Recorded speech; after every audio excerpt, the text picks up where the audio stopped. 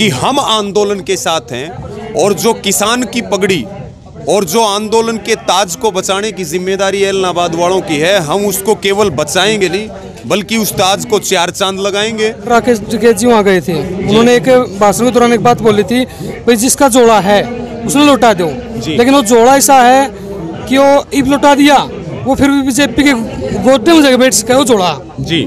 क्या मतलब वो किसान जो संयुक्त किसान मोर्चा है, क्या इस पे संदेश देता है? देखिए, हमारा कोई राजनीति सदस्य का राम फिलहाल खटका टोल पे जो युवा किसान संसद चल रही है वहाँ पर हम मौजूद और हमारे साथ रवि आजाद भाई साहब। सबसे पहले हम एलनाबाद से शुरुआत करते हैं जी। पहले तो ये बताइए सर, एलनाबाद के अंदर किसान जो पंचायतें हुई हैं उससे मतलब क्या उद्देश्य उनका रहा कि क्या वो सफल होता दिखाई दे रहा है? देखिए, पहली बात, एलनाबाद में हमारा कोई प्रत्याशी नहीं था, हमारा किसी को कोई समर्थन नहीं था। एलनाबाद में हम बीजेपी जेजेपी के खिलाफ वोट डालने की अपील के लिए, उनकी बड़ी हार के लिए, उनकी जमानत जब्त करवाने के लिए वहाँ गए। संयुक्त किसान मोर्चा के निर्णय को लेकर के गए और लोगों ने बहुत साथ दिया। जो वहाँ हमारी माताएं हैं, बुजुर्ग हैं, किसान हैं, मजदूर हैं, सभी वर्ग, सभी धर्म, सभी जातियाँ एकजुट होकर के और वोटिंग से पहले उन्होंने ये बता दिया कि हम आंदोलन के साथ हैं और जो किसान की पगड़ी और जो आंदोलन के ताज को बचाने की जिम्मेदारी एलनाबाद वालों की है, हम उसको केवल बचाएंगे नहीं बल्कि उस ताज को चार चांद लगाएंगे और यहाँ से बीजेपी जेजेपी की बड़ी हार करके और इनको एलनाबाद से भेजेंगे। उसमें हम 100% सफल हुए हैं और वहाँ से 2 तारीख को नतीजे आएंगे, लेकिन ये निश्चित तौर पे हम कह सकते हैं कि बड़ी हार बीजेपी जेजेपी की हो रही है और उनको अपनी औकात का पता चल जाएगा जी। फिलहाल राकेश टिकैत जी वहाँ गए थे, उन्होंने एक भाषण के दौरान एक बात बोली थी, भाई जिसका जोड़ा है उसने लौटा दो, लेकिन वो जोड़ा ऐसा है कि वो इब लौटा दिया, वो फिर भी बीजेपी के गोदे में जगह बैठ सके वो जोड़ा जी।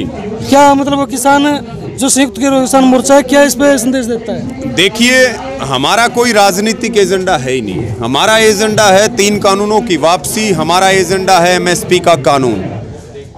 ये जाएंगे, अगली जो सत्ताएं आएंगी, पार्टियां आएंगी, उनको एक सबक रहेगा। अगर वो भी कोई गड़बड़ करेंगी तो यही घोड़े, यही मैदान तैयार है। हम कोई मर थोड़ी गए, हमारा काम है आंदोलन करना। हमारा किसी पार्टी और नेता से कोई लेना देना नहीं, हम आंदोलन करते रहेंगे।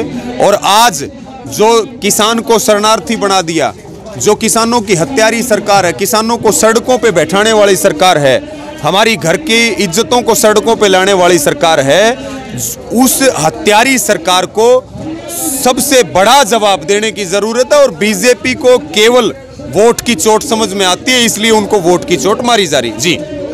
एक खबर आ रही है कि बॉर्डरों के ऊपर छेड़खानी जारी है जी, उसका पूरा मतलब आप गए थे वहाँ पे जी, क्या आपने वहाँ पर जाने के बाद क्या कुछ मिला? देखिए, वहाँ पर अगर हम बात करें बॉर्डरों की, तो ये अपनी सुप्रीम कोर्ट में खाल बचाने के लिए, क्योंकि रास्ता किसने बंद किया? सरकार ने बंद किया।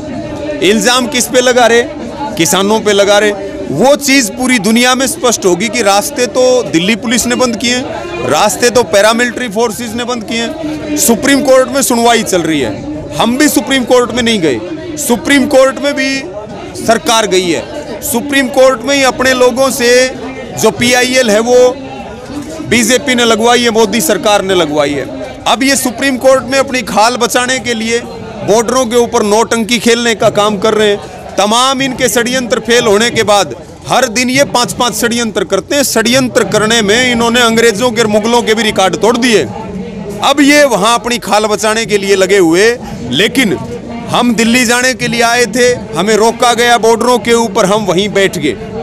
अब अगर बैरिकेटिंग हटेंगे तो सबसे पहले दिल्ली जाने का अधिकार किसान का है, मजदूर का है, नौजवान का है। उसके फैसले के लिए संयुक्त किसान मोर्चे की मीटिंग है 6 तारीख को। अगले निर्णय का रास्तों को लेकर के सारी स्थिति के ऊपर संयुक्त किसान मोर्चा फैसला करेगा और निश्चित तौर पे बॉर्डरों के साथ छेड़छाड़ को किसी भी कीमत पे बर्दाश्त नहीं किया जाएगा। ये बात सरकार को अच्छे तरह से जान लेनी चाहिए कि यहाँ जो आंदोलन में जो किसान, नौजवान हैं, मजदूर हैं, उनकी जेब में कफन है और जान हथेली के ऊपर है। ये बात सरकार को भूलनी नहीं चाहिए जी। फिलहाल जो युवा किसान संसद चल रही है, मंच से बार बार एक ही घोषणा हो रही है कि युवा आए और सुझाव दें जी, क्योंकि लंबे समय से जो किसान आंदोलन चल रहा है जी, इसमें मतलब कठोर कदम नहीं उठाया गया है, लेकिन अभी क्या फैसला लेकर चलने वाले युवा हैं? देखिए बहुत अच्छी शुरुआत है।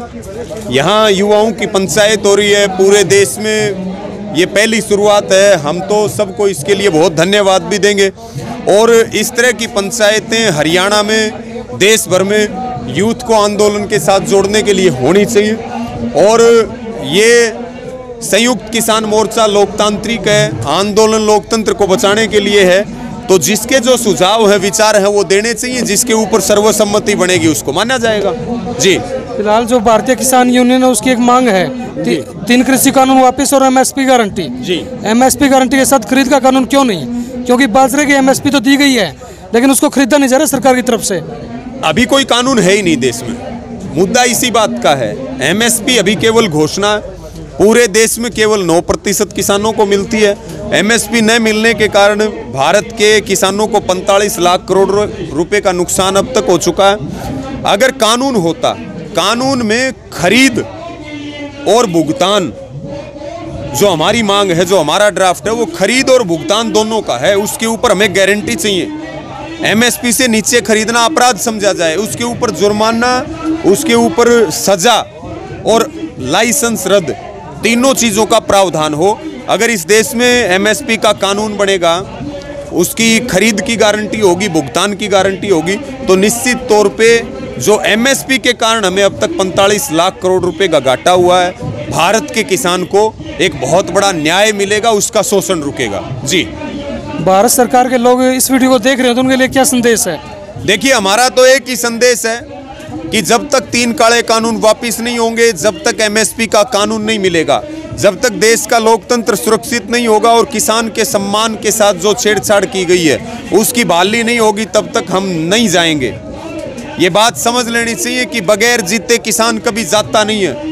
या तो हम जीत करके जाएंगे और या फिर हमारी लाशें आएंगी। इसलिए सरकार हमारी बात को सुने, नहीं तो हमें नुकसान हुआ तो सरकार को भी मिट्टी में मिला देंगे। ये बात सरकार को ध्यान रखनी चाहिए। जी, ठीक है भाई साहब, धन्यवाद। बहुत धन्यवाद। फिलहाल आप लोगों ने रवि आज़ाद भाई साहब की बात सुनी। ज़्यादा से ज़्यादा वीडियो को शेयर जरूर करें ताकि ये जो बात है लंबी दूर तक पहुँचे।